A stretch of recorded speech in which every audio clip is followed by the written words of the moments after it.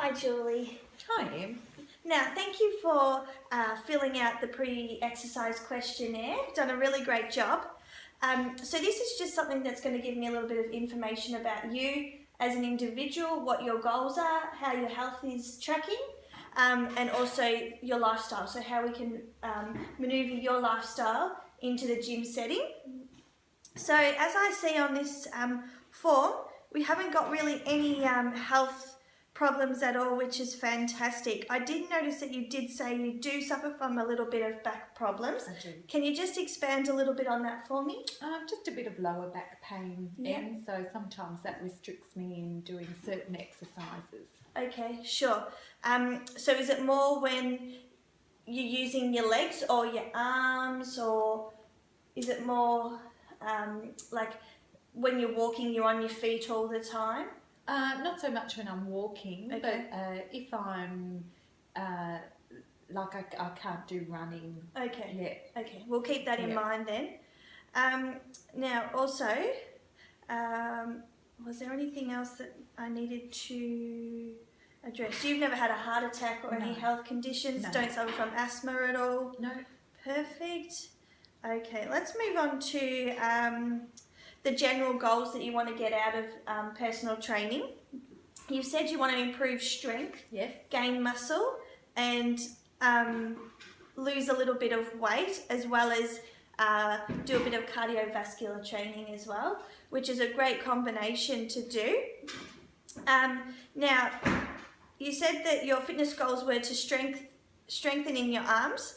Do you want to be toned, or do you just want to, what was your reasoning behind that? Yes, definitely toning my arms, building a bit of muscle in the arm as well. Sure. Yeah. And you've said stomach, Yes. so we wanted to lose a bit of... Around my tummy. Yeah, tighten sure. my tummy. Okay, Abs, and you said that you used to run twice a week when you're at your optimal fitness level. We're wanting to, obviously you can't run as well as what you have been because of your back problems, but definitely even if we could start with a slow jog or something and build up that muscle, and maybe we might be able to get back to one time a week running. And then also the last one you said was to drop 2 dress sizes, which is pretty easy. If you're going to be doing toning and cardiovascular, that's going to come into it. Now it says that you are actually involved in cardiovascular activity. You walk. Yes. Is that just social walking, or is that in a hiking group? No, just socially, just Yeah. for myself, just Yeah. to help with my fitness levels. Yeah. And is that just around the block or ovals or? Yeah, a bit of everything. Yeah, lovely. And you include hills in Yeah, that? sometimes. Yeah, depends on the route that I'm walking. Yeah. And also you said that you enjoy walking, swimming and running. And you also mentioned that you'd really like to try cardiovascular boxing. Yeah. Okay, so I'll definitely try and incorporate that into your program, or even do one session a week just on boxing, because that's definitely going to tone up those arms that you're wanting to do and also develop that muscle strength. Sounds good. Yeah. Now, you said you've done resistance training before with a different gym and a different personal trainer. That was about 2 years ago. Did you feel like it was beneficial at all? Yeah, I did feel a little bit like my muscles were better a little bit. Yeah, Okay. but I've let that go. Okay, Yeah. sure. And it says that you can probably allocate about 3 to 4 times of going to the gym. Yep, that's really good. Now, tell me a little bit, how do you feel about joining a gym and starting to go on the... well, you've said, you put down here that you're in a positive mindset and hoping that you can achieve your outcome, but you're also a little bit nervous and ashamed because you feel like, to get into that area where everyone's really fit, and obviously you're not comfortable at the moment with how much weight you've put on. How do you feel about joining a gym? Yeah, no, that would be okay. Yep. Yeah, that would be okay. I'd just sort of start and I know there's a lot of people that are Bigger? bigger than me. Yes. Yeah, sounds good. And you never quit that? You never stopped because you didn't like it? It's just because it got too much and... With my back I couldn't do it. No problems. Okay, now also we asked you the question of what factors got in the way when you're achieving your results, and you just noted down time, which obviously if you work full-time that is really hard and the hours at the gym are open. Prior social activities and working long hours. So you said that you have a very healthy diet during the week. You consume at least 2 types of fruit a day. You snack on really healthy things like small portions of nuts, a yogurt, fruit, crackers, and for dinner you would have a lot of veggies and meat.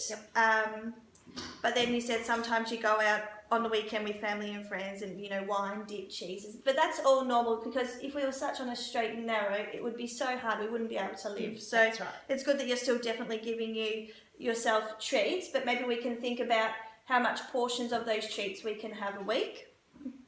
Now,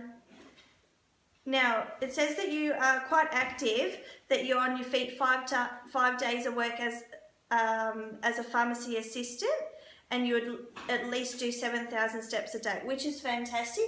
It is really good, and that's good for your back too, developing that strong muscle, but it's not going to get your heart rate up, so you're not going to be burning a lot of fat.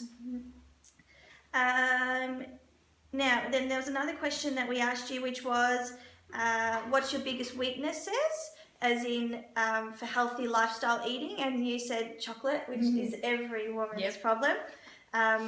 And socialization, but we can definitely work on that. Now, I got you to just jot down a long-term goal, a medium-term goal, and a short-term goal. These are fantastic because they're broken up, so you don't have to just be like, oh, I've really got to reach that long-term goal in a quick period of time, and then you're not seeing results along the way and you can give up. So when we do the goals, we actually call it SMART goals, and it stands for specific, measurable, attainable, realistic, and timely. So when we're thinking about these things, we think, okay, so who's involved? What do I want what do I want to accomplish? Identify where you're going to do that. So that would be in the gym setting, on your own, and also with the help of myself. Establish a time frame. So nothing unrealistic, like, maybe 3 weeks, I would hope to see some kind of change. And then identify the requirements and constraints that may come along the way. And also the major thing as well is, why am I doing this? Am I doing it for myself? Am I doing it for my health? What is the reasoning behind this? Then measurable. So we're definitely measuring to reach a goal. And once we do meet that goal, it gives you a lot of satisfaction to keep going and persevering. The next one's attainable. So when you've identified your goals that are most important to you, that develops attitudes and abilities and skills that you can reach them by yourself. And you might not need that help. You might only need me for a couple of months, and then you'd be like, okay, Em, I'm okay. I know what to do. I know what equipment does this for this bit and this, and then you can just go on your own. They've got to be realistic though. So it's got to, so you need to decide, we can actually decide together if the time frame, for example, is realistic, or so we can't say, oh, I'm going to drop 2 dress sizes in 4 weeks. Like that's not accomplishable. So then we talk about it being timely, and there's no sense of urgency really either. It's just what life gets in the way. You may have other things, commitments that you need to do. So we'll talk about that along the way as we go.